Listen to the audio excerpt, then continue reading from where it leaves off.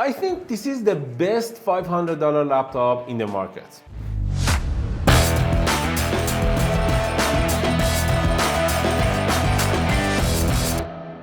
As I said earlier, this laptop priced so well. I like the price here because with $500 you will get an screen with 100% of sRGB color coverage, with AMD Ryzen 7 8845H CPU and 16 GB of RAM. And also you will get a full-fledged 16-inch laptop, which is so useful for lots of people like myself. Let's start with the body and chassis design. The body and chassis design is made from plastic in every aspect, like the lid and the shell of the laptop, but it is okay because at $500, what do you expect?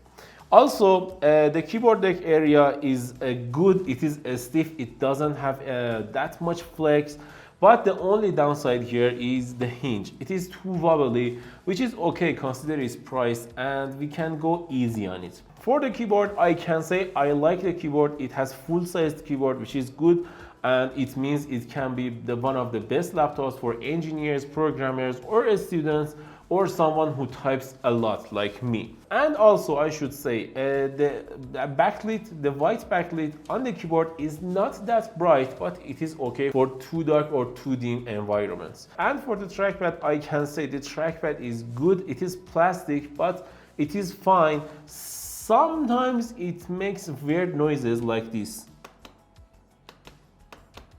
It is a little weird, but it is okay because with 4 USB ports and Bluetooth, you can use an external mouse without any problem, and I suggest you to use it because anyway 90% of Windows laptops doesn't have a good trackpad. As for the ports, I like this laptop because it has 2 USB Type-C ports, 2 USB Type-A ports, and HDMI 2.1 micro SD port, which is useless, and also RJ45 at 1 gigabit per second, and a good audio combo jack which can output good audio quality, and also a Kensington lock, and everything about the ports in this laptop are just good and perfect. I like it and it's just great. And all of the USB ports are USB 3 or higher. It means it supports 5 gigabits or 10 gigabits per second, which is great. As for the weight, I can say the weight for this laptop is so amazing because you can charge this laptop with a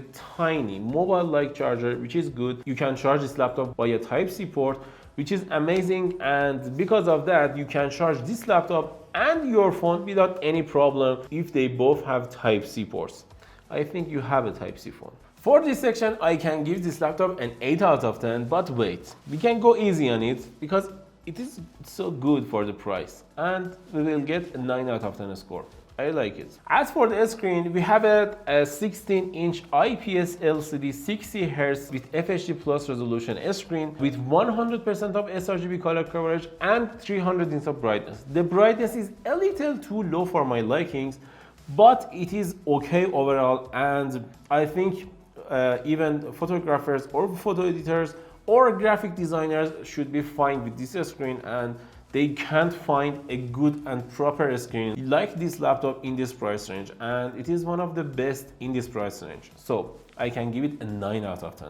As for the performance, this laptop came with AMD Ryzen 7 8845H processor. It's an 8-core 16-thread CPU, which is powerful enough to make this laptop one of the most powerful laptops at $500 price range. Why? Because usually they use this CPU in gaming laptops. It is an H series processor. It is meant to be in gaming laptops. But for this laptop and the good cooling this laptop has, I can say it is more than enough, and everyone should be fine with this. The only $500 laptops in this price range, which is more powerful than this one, is laptops equipped with RTX 2050. They have dedicated GPU, so they should be better. And other than that, this laptop can beat every other competitors. As for the benchmarks, like in Cinebench R23, which is a test that can show us how well this laptop can perform in a 10-minute heavy task runtime, and in that test we got almost 15,000 scores, which is good. I like the performance here. It is one of the best scores with this CPU, so it means it has good cooling. And also we tested Cinebench 2024 in multi-core score. It gave us 876 scores, which is amazing. And also the single core score for Cinebench 2024 is amazing. It is 103. I like it. Right now I can say it. I like the performance for this laptop. We also tested Geekbench 6 in this machine and we got almost 12,000 scores. Geekbench 6 usually not optimized for AMD CPUs, but with this laptop we got good scores. We also tested TimeSpy to see how well it can perform in 3D applications and games. And it gave us more than 3,000 scores, which is one of the best scores for any integrated GPU in any laptops. And I can say I like the performance in TimeSpy too. We also tested some content creation workloads like Adobe applications, and in Adobe Premiere we got 14 minutes and 14 seconds, which is I expected these results. Why? Because AMD CPUs are not optimized for Adobe applications, so here we are. We also tested Adobe After Effects in this machine and we got 9 minutes and 7 seconds of render time. And I should say, with 32 GB of RAM, you can get better results in these two applications, but unfortunately, this laptop doesn't support sodium RAMs, so you can't upgrade it. It has LPDDR5 RAM, it's capped at 6400 MB transfer per second speed, which is good, I think, for this laptop. We also tested Cyberpunk 2077 in this machine, and in 4 different scenarios, it gave us good results. Almost, I can say you can play games like Cyberpunk in this laptop, but don't expect the best performance possible.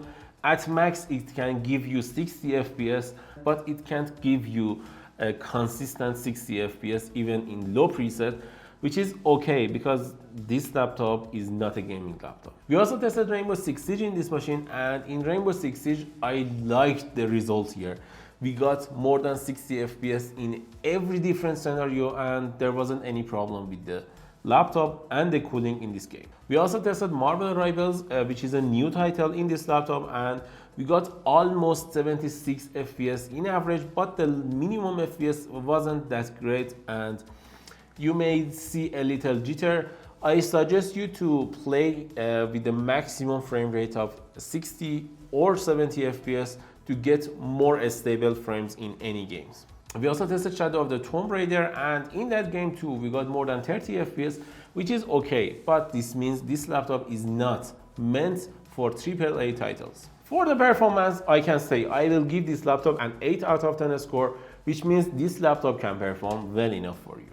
So let's talk about speakers and battery life. The speakers on this laptop are good enough. You can watch some YouTube videos with it, some movies with it, but don't rely on it for your gatherings. It is not that powerful, but it is okay.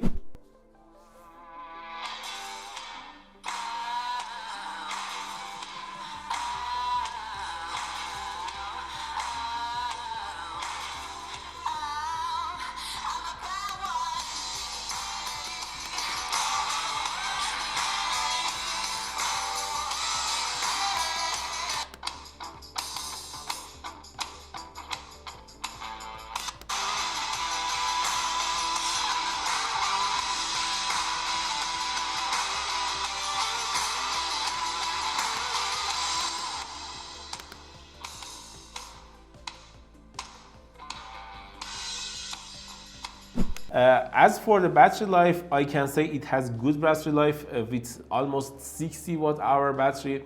It can give you a 7 or 8 hours of battery life without any problem, and it can get you through a day. But because of the small charger it has, I can say the battery life and the whole battery section for this laptop is more than acceptable for me. Overall, I can say, consider its price, it is one of the best options you can buy right now, and the score for this laptop is 8 out of 10. Or should I give it 9 out of 10? I will give it 9 out of 10 because it deserves it.